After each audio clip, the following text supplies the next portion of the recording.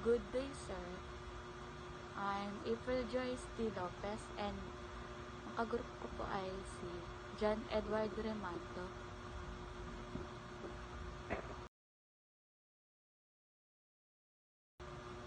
Compensating employees. Employee compensation includes job, job-related payment like commission, insurance, and paid time off. It's determined by job evaluation and is primarily visible in wage and salaries.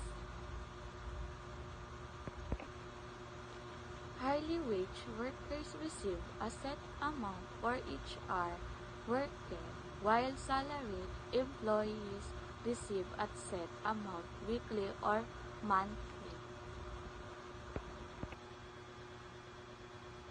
Ang kompensasyon ng empleyado ay sumasaklaw sa iba't ibang anyo ng kabayaran kabilang ang batayang sweldo, mga bonus, komisyon, mga benepisyo tulad ng sigurang pangkalusugan, mga plano sa pagreretiro at mga option sa stock at mga perk na hindi pera tulad mga flexible na oras ng trabaho o mga pagkakataon sa professional na pag-unlad. Ito ay mahalagang kaubuang pakete na natatanggap ng mga empleyado bilang kapalit ng kanilang trabaho.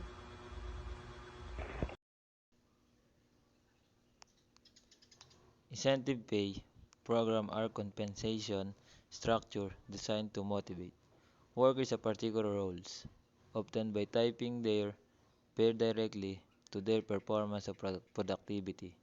This program commonly include commission, where employees earn a percentage of the sales they generate or the goals they achieve.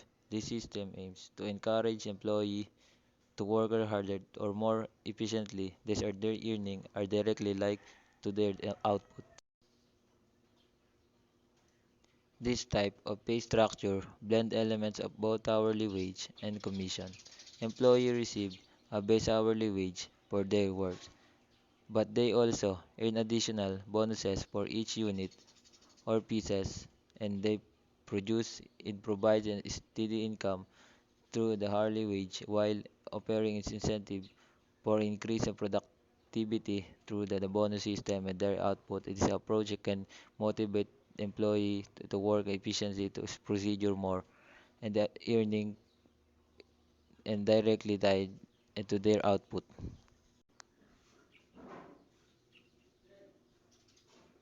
Merit award, a recognition given to employee who consistently perform to high level. These awards are typically based on criteria such as productivity, quality of work, teamwork, or the other performance metrics. Unlike the incentive pay, which is often tied to specific outcome, like scale merit awards, focus on recognizing and rewarding overall excellence and dedication over time.